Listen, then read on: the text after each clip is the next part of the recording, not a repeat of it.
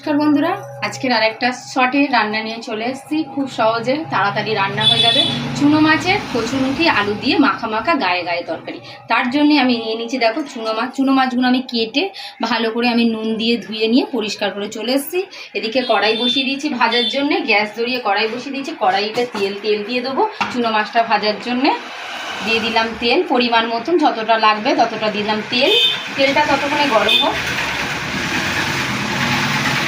তেলটা ততক্ষণে গরম হোক ততক্ষণে আমি চুনো মাছের মধ্যে নুন আর হলুদ দিয়ে মিশিয়ে নিই ভাজার জন্য। 1 চামচ দিয়ে দিলাম হলুদ,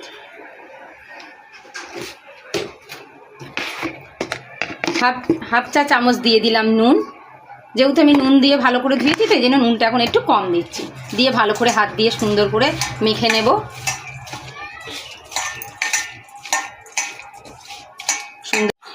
দেখো নুন হলুদ দিয়ে কি সুন্দর চুনো মাছটাকে আমি মেখে নিয়েছি। এদিকে তেলটাও আগে কড়াইতে দিয়ে দিয়েছি। তেলটা কিন্তু একদম হিট গরম হয়ে গেছে।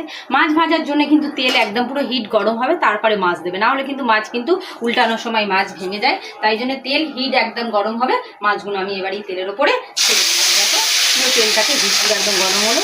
মাছগুলো আমি সব দিয়ে দেবো, দিয়ে কড়া করে মাছগুলোকে সুন্দর করে ভেজে নেবো। দেখো কত সুন্দর চুনো মাছগুলোকে আমি কড়া করে ভেজে নিয়েছি। এবার চুনো মাছগুলোকে আমি ভালো করে সুন্দর করে তেল ঝারিয়ে তুলে নেবো। চুনো মাছগুলো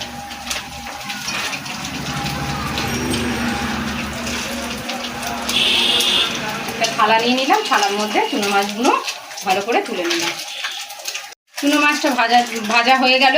এবার সেই ভাজার কড়াতে দেখো অনেকটা তেল আছে, সেই তেলের মধ্যে দিয়ে দেবো পেঁয়াজ কুচনো পেঁয়াজ দিয়ে দিলাম। পেঁয়াজটাকে ভালো করে সুন্দর করে ভেজে নেব।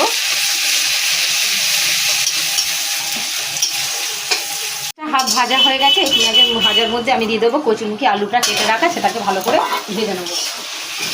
ভালো করে নাড়িয়ে দিয়ে ভালো করে সুন্দর করে লাল লাল করে দুটো কিন্তু ভালো করে ভেজে নেব। লাল লাল করে ভাজা হয়ে গেছে। এই ভাজার মধ্যে দিয়ে দেবো আমি দুটো টমেটো নিয়েছি, 6টা কাঁচা লঙ্কা চেরা নিয়েছি। টমেটোটা একটু বেশি দিতে হবে, কারণ এই সব তরকারিতে মানে মাছের কোনো রেসিপিতে টমেটোটা একটু বেশি দিলে টকটা হয়, খেতেও ভালো লাগে। তাই এই টমেটো আর লঙ্কাগুলো আমি দিয়ে দিলাম কচুরমুখী আলুর ভাজার মধ্যে। দিয়ে ভালো করে সুন্দর করে ভেজে নেব।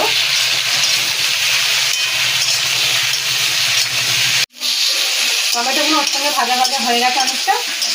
এবারে আমি ভাজার উপরে দিয়ে দেবো আদা রসুন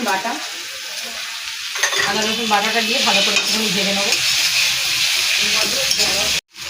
দিয়ে দেবো 1 চামচ হলুদ, দিয়ে দেবো